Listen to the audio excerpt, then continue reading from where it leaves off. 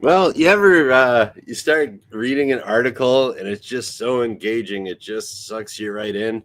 Yeah, that's why I'm about a minute late. I was reading. Ooh, exciting. Welcome to the superpilotish channel. My name is Graham Wilson, and today in my basement, I'm going to be telling you all of the dirty aviation news about plane crashes, fires. Well, not really, because I don't really do that on this show. But with if you haven't been living under a rock, yeah, there's been a few little incidents here and there. Mm. So I just figured I'd come out and say to my loyal 20 followers, actually about 600 subscribers, that it's most of the time it sounds terrible, ooh, but it's actually not that bad. So yeah, so. What the official aviation news was that, oh, this happened over here. But if you read the articles rather than seeing like, oh, Twitter shows a bunch of sparks and flames and stuff like that, it's like the thing is, it's like, oh, this plane did this, and yeah, everyone's okay. Oh, and this plane did this, yeah, and everyone's okay. So, oh, hey, here we go. We got Danielle in the house here talking about announcement can come on at 11:58:58. I don't know. Oh, okay. Well, anyways, yeah. If you subscribe, I guess they kind of tell you when I'm on. But yeah. So yeah, now there was a bad one in Korea, that's for sure. Okay, but I'll. We don't know what was going on.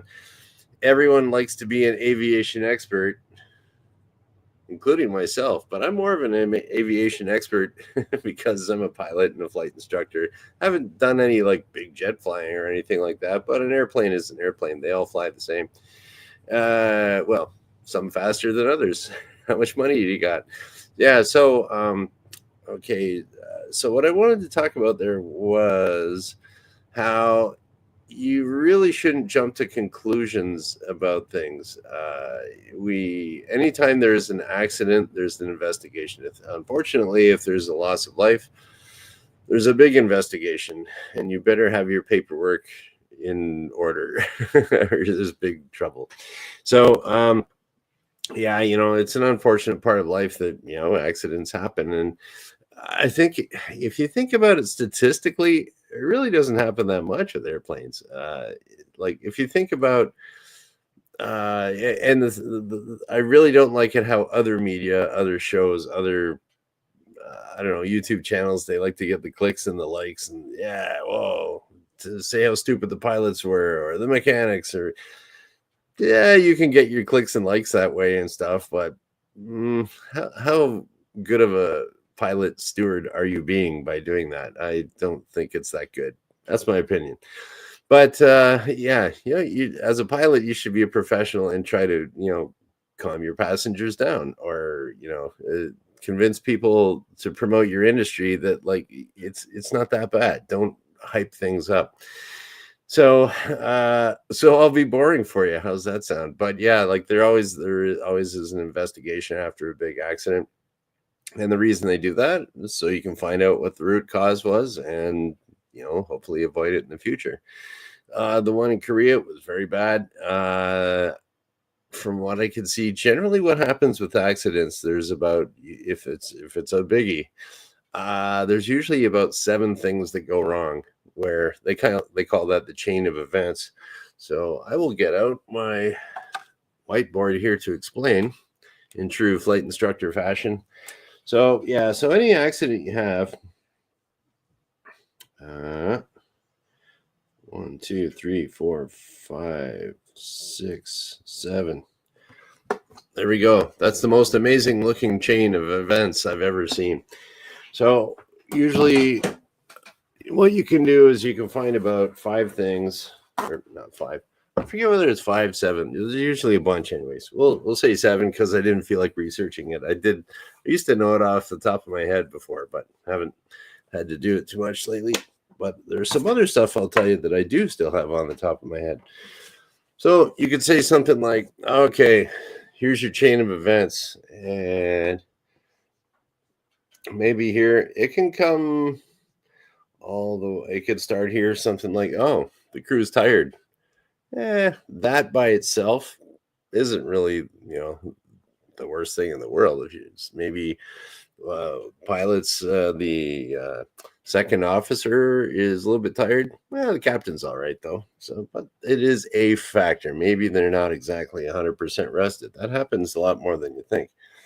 But still, safe enough. We'll say safe enough, but just maybe not 100%. Maybe they're only 90%, but it's a factor. So here we go, and maybe they're fueling up the airplane, but maybe the guy fueling up the airplane is a new guy on the job, and maybe he I don't know, he put in the wrong amount of fuel. Oh, I thought he said 200. I put in 120 or something. Now the tired people, maybe they didn't catch that. They just said, "Oh yeah, we always fuel up our plane here all the time, and yeah, it's always cool. I don't know who this new guy is, but we never have a problem." So maybe the tired guys didn't catch it. There's not enough fuel in there. And then we go to here, and they're doing the startup, and they're usually following a checklist. Okay. Oh, excuse me while I sneeze. Whoa, disaster. I tried to cover that. All right. So now there's a checklist here. And maybe on the checklist there is verify fuel contents. And then the tired guys, they get to the checklist and they go, "Oh, wait a minute. We don't have enough gas." So there could have been a bunch of other things here where if they didn't catch that and they didn't catch it here before they take off, they check their fuel again. Here they get distracted because they're getting a coffee instead of doing their post takeoff checks or something. Something else happens, and now they run out of gas. But anywhere here could have been stopped. So that's where the chain is broken, and you don't have it running out of gas because the checklist said to verify the fuel. Oh, we did check it. We didn't put enough fuel in the plane. Okay, well, there we go. Then we go fill up with gas, and the rest of that accident chain doesn't happen. So, oh yeah, hey, DH Pilot 1. So that's one little thing there. And I will. I see your comment there, DH Pilot 1, about I'm safe. Yeah, I'll bring that up. Yeah, so you could, there's a lot of things that happen, and that's why there's an investigation to find out where exactly could this have been prevented, something like that. But you also got to think about, like, generally everything's like pretty good. So, and there's a lot of speculation going around. So for what happened with this, the unfortunate accident in Korea, it's like, oh, people are speculating. It's like, oh, was there a bird ingested into the engine? Did they have an engine failure? Well, they were landing with no landing gear. Was there hydraulic failure? So what if? And it'd be really bad TV if people said, I don't know, but I'm an expert. Actually, I'll point with my pointer. I am an aviation expert. And my official answer is, I don't know. Hope it doesn't happen again. So that's why you have investigations. You'll never have, this is probably the only time in aviation history that you've had a certified aviation expert say, I don't know. So there we go. It's a I don't know. I guess it's a YouTube aviation first. So yeah, what are we going to talk about there? Oh, so engine failures. Let's just say that you're and I have a I don't know, whenever I hear about an engine failure on an airplane, like it's like for me or landing gear failures, I've known quite a few people that have landed with no landing gear and scraped it on the runway. They fix up the plane, it's good to go.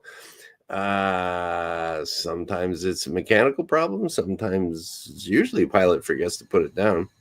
And then I was looking on X, formerly Twitter, and people were commenting like, "Oh, how could they not have the landing gear down? Shouldn't the airplane be warning them?" Yes, yeah. There's multiple ways of the pilots being notified that the wheels are not down. So that's you would, depending on the airplane, depending on the technology involved, there's always some sort of an indicator saying, okay, your wheels are up, your wheels are down. Usually, on modern airplanes, there'll be three, like one for each wheel. On older airplanes, say you have, I don't know, some big old Russian cargo plane with a million wheels behind it, they'll have lights for all those millions of wheels. So it'll tell you which ones are not locked in or not down. So yeah, there's a visual thing there that you are supposed to check before you land. And if you're in a true two crew environment where there's a pilot co-pilot, both are supposed to confirm, yes, the wheels are down. So the one guy will say, yep, landing gear 3 green, confirm, and they'll say, yep, confirm 3 green. Sometimes they might even have some airplanes will have like a little a parabolic mirror on the nacelle. There'll be some kind of visual, like maybe a little mirror that they can look down and they can see, oh yeah, the nose gear's down, or oh yeah, I can see, yeah, it's down. So you might even do that. So yeah, for as far as not putting it, and then usually what will happen is if the throttle is reduced to a point where you'd be landing, it'll be a warning horn, a annunciator, whatever you want to call it. Usually it sounds like or beep. You'll be like, whoa, what's that? That'll wake you up. Yeah. Oh yeah, landing gear. So there's all these warnings and things like that. And even there's some other airplanes that it won't allow you to do that. Like it'll be like once you close the throttle, the wheels just come out. I've heard of models like that too. So yeah, so it's kind of as far as wheels going down. Yeah, there's a lot of things to warn pilots about and stuff. And so I mean, there's a whole lot of what ifs here, a whole lot of what ifs. But the other thing I was going to say about, okay, so that's for your landing gear going down. And you are trained as a pilot when you are, especially for your multi-engine rating. So that's where you have to do extra training to be able to fly an airplane with more than one engine. So I have that training. Haven't done a whole lot of it, but I got the license to say I can. So it's like, and yeah, but some of that training goes back to more complex single engine airplanes, which I've flown a little bit more of. It's the same technique. You just have an extra engine, an extra throttle. There's an extra mixture there. There's another propeller control. So there's an extra oil pressure gauge. It's just like, it's just another engine. But what happens there, and I would find it very, so just to put your mind at ease, if you're a non-pilot and you think, oh my gosh, there's an engine that failed. Oh, we're going to fall out of the sky. It really never happens that way. It's like usually what will happen if there's an engine failure of some sort, there's an indicator. Like it never, very, very rarely will it ever just boom, all of a sudden your engine's out. There's usually some sort of an indication. It'll be like, here's a little warning light. Watch your oil pressure. Huh? Oh, that's weird. Let's keep an eye on that. Hey, maybe we should get out a checklist for that. And then you reach over and, oh, yeah, have a sip of your coffee, put it back over there. Well, what's the checklist say? Number 1, confirm gauge is cool. Yeah, it looks cool. Whatever. And you go through and you go, all right, well, if it's this, okay, shut down engine, land as soon as practicable. Or if it's this, monitor situation. Okay, we'll monitor it. And then maybe a little later, bing, here you go.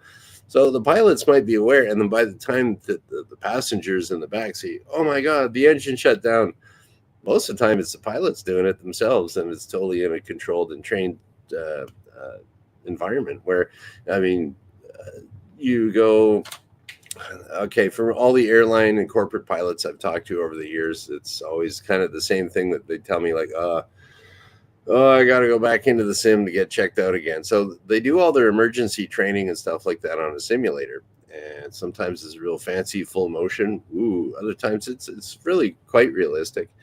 And there'll be someone there, and you can set it up, and there'll be a guy sitting in the back, like, let's give him a low oil pressure. And they click on a computer, and low oil pressure light goes on, and then you deal with that. If they miss it, oh, okay, let's have a rough running engine. There we go. Engine starts running rough. Oh, did they notice that? So there's all these other things. Oh, hey, Chad's here too. Hey, man.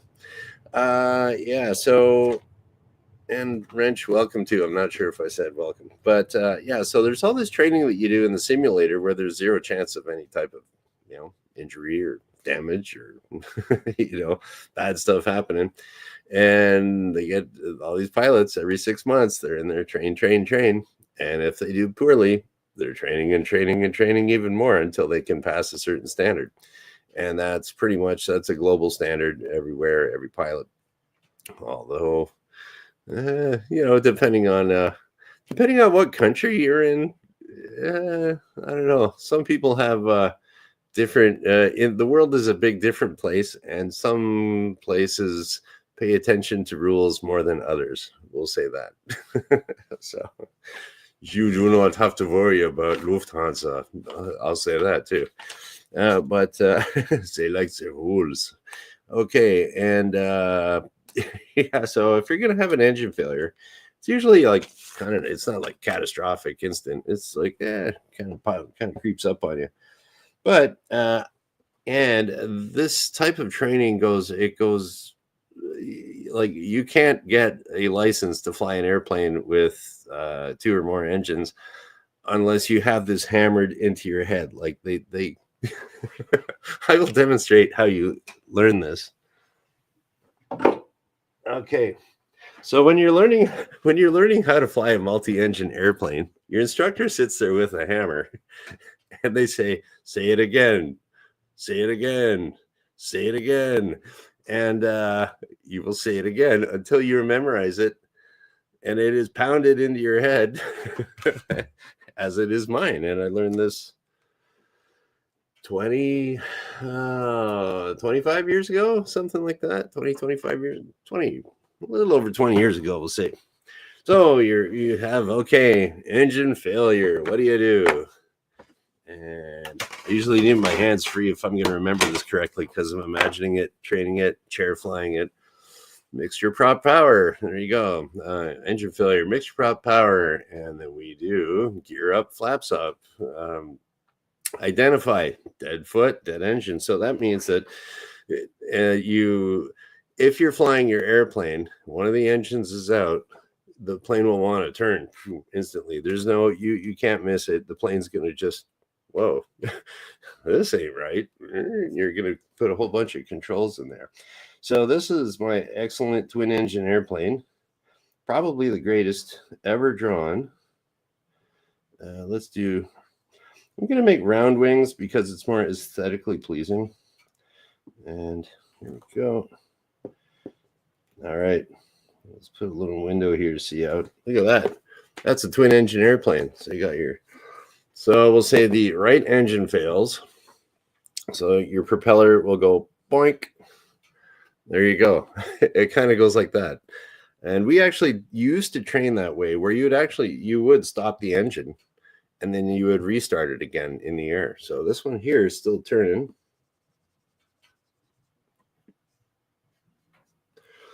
All right, so this one here is still turning, which would make the plane want to turn it would want to pull it over to the right here, right? And there's a whole bunch of drag here that would want to bring that wing back. So it's going to want to twist like that. So it's going to turn to the right, which means you have to use this rudder here to counteract that. So you give it left rudder. Okay, let's give it left rudder. And so at that point, your feet would be, if I'm giving it left rudder, you can't see my legs here, but imagine if you're sitting at your chair and you put, and think of your feet moving like this. So if your left foot is going way out and your right foot's coming way back, okay, your right leg is going to be sticking up more. So you say identify dead foot, dead engine. So it means you're using your left foot, dead foot. You're not doing anything with your right. Give it a good slap your right leg and say identify right engine out. Verify. And then you take the right throttle and you close that slowly, not too fast. And nothing changes with the way that the plane's flying or the way that the engine sounds or anything like that. If you're like me and you do it one time and one time only, you close the wrong engine. And so you go from, oh my God, I'm training. What do I do? And then you hear kind of a, and you go, oh my God, I need to hear the engine. And then it comes up again and you're yawing all over the place. And your instructor is laughing at you because you're a fool. But you'll do that once and then you learn. So, yeah, dead foot, dead engine. And then you go from there. You could either feather the propeller, but usually at that point you pull out a checklist and you're flying along just fine with one engine. And you do your checklist. There you go. And then you don't forget anything. So, yeah, so you are trained in how to do that. Mixture prop power, gear up, flaps up, identify dead foot, dead engine, verify, close the throttle. Boom. That is what got pounded into my head years ago. Still there 20 years later. Haven't needed it. Haven't done a check ride in 15 years. But it's there. So every pilot knows that. And that applies for any airplane with more than one engine. So that's something I don't know how some pilot would not be able to deal with that type of thing. Now, and then, although you're getting on kind of different, more complex and automated airplanes, could be a little bit different. The way that you verify dead foot, dead engine, that doesn't work if you have one of those Cessna 337s with a propeller in the front and behind. It won't yaw on you like that. So to verify that, you look at the oil pressure gauge, oil pressure 0. Okay. It'll say rear engine. Okay. Rear, close the throttle. Okay. Confirmed. So, yeah, there's different ways of doing that. Or you would have to do that, say, if you're, I don't know how you do that on a B-52 with 8 engines. If you like identify dead foot, dead engine. I don't know. We got 8 engines here. It just keeps flying. Hopefully don't crash with all the nukes on board. So I'm sure the B-52 would have quite the crew and quite the checklists, and it's a whole lot of redundancies. If you just have one engine out, you got 7 more going. So yeah, I don't think B-52 guys have to worry about that too much. But I'll bet you any money that all those pilots flying it, they'll tell you exactly what I said. So, do you have to worry about engine failures? Well, you still got one that's going. Oh, the other thing there too, that I was going to say, historically, you used to have these airplanes. I will draw you an old airplane, an old jet. So I get to do swept wings. Isn't this fun? Okay, this is going to look kind of like some kind of Sabre jet on steroids. Kind of, let's put a little radome on the front. Here's your old jet. Hey, that's not bad if I say so myself. Look at that. That's an old fancy jet. So your first jets that came out, like the, say, Boeing 707, you had like 4 little engines on there. So you got your 4 jet engines on there, and that was cool for going, say you're going to go across the Atlantic or something. You're going somewhere. It's in the older planes, they had all these extra engines on there because they wanted it so that if you're flying across the Atlantic or the Pacific or something like that, if one of your engines fails, you got to have enough engine capacity to keep going to your destination or to an alternate airport. So if you're way in the middle of the ocean, one of those engines fails, you got all that backup. So, and then they said, well, okay, that's 4 engines. That's a lot of maintenance to do. I'll repurpose my my little eraser here. And then they went to kind of like your DC-10 or your 727, where, hey, let's put the engines back here. Okay, that doesn't look as good. Okay, so you got a couple engines back here, and you got another one on the tail over here. You might see those. There's your 3 engines on the back. So that was also designed for if you're going across the ocean. So now you got rid of one of the engines there. So it's like, hey, less maintenance, pretty cool. And you still had it if one of those engines failed. You still got 2 to get going where you got to go. But you still got 3 engines. So more maintenance. How can we cut those maintenance costs down? So now what they do is they just have on most jet airplanes, you just got 2 engines, and they can be great big gigantic engines, but those are designed now so that if you're flying across the Atlantic or in the middle of the Pacific, one of those guys goes out on you, you can still get to your destination on the one, and there's even less maintenance on there. It's also designed, these things have so much power now in them, or even if you're flying like a Q400, a Dash 8 Q400 Bombardier, like they have so much power that like basically once you get about to where you're going to go take off of the runway, like, you know, at that point where you're going, whoa, is this thing ever going to get off the runway? And you start shaking and stuff like that, and things get interesting on the takeoff roll. And then you think, oh my gosh, will we get off the runway? And then you lose the engine right on the runway. You'll still be able to take off with one after a certain point there. And usually once it starts getting all skittish and that's when you know you're in good shape to go flying. Because at that point you're going, everything's working great, and you have enough runway. The pilots have already decided way back that, like, okay, we're good to go. And then if your engine fails, you just keep going. So that's the way it is for new planes. They have so much power on those new jet engines that you really don't have to worry about it. And then what would happen there? You wouldn't continue on to your, you know, if that happened at takeoff, then you just circle around, go around and land, hop on another airplane, and away you go. So really, they've designed a lot of, like, and this is after years and years, you know, I mean, people have been flying for 120 years, right? So that's a long time to develop a technology. Are you feeling safer now? I hope so. So, yeah, everything's all cool. So you might see something a bit in the media right now. They like to get their clicks and likes and things like that. It's unfortunate. We'll have to wait for any type of investigation that goes on to prevent either flaws in something mechanical. I would tend to think that one in Korea is a little bit more of a training issue or a something like that. It could have been a little something that needs to get tweaked in the training. And that's, you know, after every accident, everyone around the world pretty much trains on that one specific thing, so it doesn't get caught again. Like, say, that Miracle on the Hudson, Sully Sullenberger, and the other guy. We should know his name too, but it doesn't have a nice ring to it. See, there's the media for you. Just, oh, Sully Sullenberger.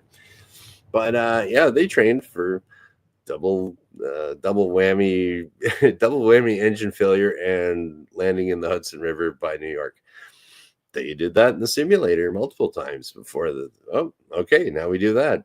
And they just did it, what he was trained for. So, and everyone swam away just fine. Actually walked away, got in the boats. So yeah, that stuff's all, yeah, there's a lot of training going on there. But if there is something new, something weird that we've never ever seen again, and it is aviation, if you can think of something weird happening, it's just a matter of time before it happens. So if we do find out some training flaw happened or something weird happened, I'll bet you every training captain in the world is going to be sitting there at every 6 months with their guys going like, all right, we'll give you one of these. That's what happened over there. And then everybody around the world, all the pilots meet the standards. We all fly around safely. And I go on another vacation or something. So there we go. So let's go through and say hello to our guests, etc., and go over a few things. Yes. So, DH Pilot One, the I'm Safe checklist. Previously, excuse me, I was talking about the chain of events and how you're tired or something like that. What do we got? I'm safe. That stands for illness, medication, sleep. So, did you get enough sleep?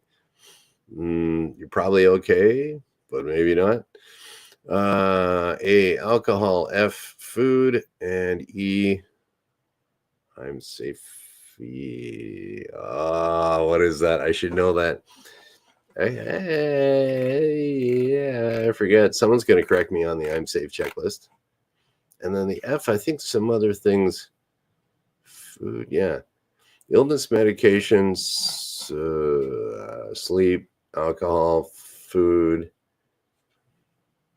E. What's the E? Someone's got to Google that for me. Anyways, you'd think I would know that. It's probably, you know what? I'll do that myself. I'm safe checklist. Everyone should know that. Checklist. And it's probably some dumb thing that, emotion. Oh, wait, but there's two different ones. There's eating. Fatigue. Oh, F is fatigue. All right. I'm all wrong on that. It's not food. I knew food was in there somewhere. Illness, medication.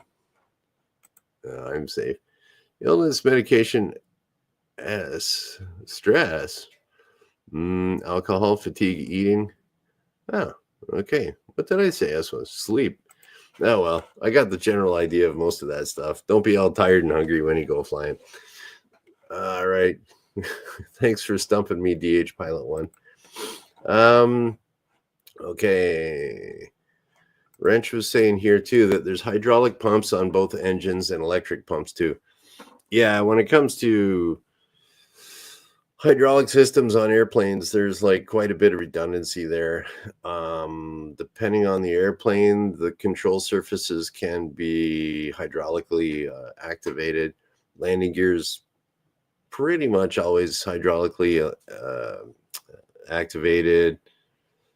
Some planes it'll be pneumatic, where it's compressed air, and also landing gear can drop by gravity on a 737. Pretty sure that's true. Usually that's what the most any airplane that I've ever flown that has landing gear, it's hydraulically activated. Oh yeah, that was right. Who was it? I was thinking, was that a Mooney? It's like, yeah. So if you have a hydraulic failure, that's what I was thinking of. If you have a hydraulic failure on some airplanes, the wheels are kept up by hydraulic pressure. So if you have hydraulic failure, they automatically drop down by gravity. And then other ones, you would have to, if there's something wrong and the gear's not going down, you usually pull some sort of handle. It releases the pressure. You can release that on your own, and then the gravity takes it down. Some will also be, they'll have like a hand crank, and you can hand crank the wheels down. So I saw that. That was kind of cool at the, the Aviation Museum in Dayton, Ohio. When I went there, I went through a DC-4, and I think it was a DC-4 for the landing gear. There's like the co-pilot has to go, or the flight engineer has to go on the back, and they had like a handle there, and you open up a little flap in the door, you stick it down, and the guy stands there and cranks the wheels down. So I think it was DC-4 had that, I think. But that was cool. It's like, hey, landing gear crank, that's pretty wild. So they always got ways of getting these things down. Okay. All right. Wrench has some speculation. I think they freaked out on a bird strike and forgot to fly the airplane. That can happen. Sometimes you get really overwhelmed, and depending on how well you can handle stress and how much you've been trained, your brain will short circuit on you, like on super stressful occasions. It shouldn't be that much of a stressful occasion if you're trained properly, But I've seen that lots of times. Teaching people how to fly, and it's just like you overload them with too much information, and their brain shuts off, and they'll just like. I remember one guy. He was like, yeah, I might have told the story here before, but I was flying with one guy, and he just there's this kind of sort of a church like before you like turn left and go land on the runway. And the guy's brain shut off. He just started aiming the plane at the church. I don't know. I'm thinking, what does he think this is over? It's time to go see God or something. I'm like, the runway's over there, dude. And his brain was shut off. I was talking to him, and I'm like, hey, man, we got to turn left. And he's getting lower and lower and lower. And so I took control of the airplane, turned left, and now that I took control, his stress level went down. His brain came back to working. And then I went in and landed the plane. So I was like, what happened there, man? He's like, I don't know. It's like, so yeah, the joys of being a flight instructor. But yeah, like I've seen it. The stress level got too high, his brain shut off. You don't want to be a pilot in command but that even if you had one person's brain shut off out of the crew, you got a backup pilot there too. Hopefully their brain didn't shut off too. But that's another thing you train for. So, yes. And Chad Elkins has a problem here. So he has some serious problems handling how awesome superpilotish is. Chad, you're not alone, man. Actually, yes. Check out the Chad Elkins accounting hour there. Let's get that up there. If he's going to compliment me like this, I better give him a shout out for his channel. Yeah, anything you want to know about accounting, I've interviewed Chad here before. If you go back and search that, we had a nice little chat about airplanes and tax and all that other fun stuff. So thanks for showing up, Chad. Yeah, so what do we got here? Oh, this was, yeah, okay. I'll have to tell you the old dad joke about the two brothers flying to Europe with engine failures. I am well aware of that joke, DH Pilot 1, and I was going to come out here and see, that's the thing about pilot jokes is like every pilot's probably heard it. So it's kind of like someone tells me, maybe some new student or some other pilot comes in and like, okay, I've been in the biz for a few years, and then they're like, hey, da da da da da da, and I'm expected to go, ah ha ha ha. I've heard that 100 times, but some jokes are actually pretty good, and you can hear them 100 times and there's still a laugh. Or sayings are like that too. Oh, push it down, trees, or was it pull up? The trees get smaller. Push down, trees get bigger. Yeah. Oh well, yeah. I kind of try not to do that. Those are overused jokes, but I politely laugh. I politely laugh if I hear those again. But yeah, I know the old dad joke. I think that's probably something like, boy, if the last engine quits, we'll never get there. You can fill in the rest. A lot of times I just remember the punchline and I kind of fill in the rest before the punchline. Okay, what do we got here?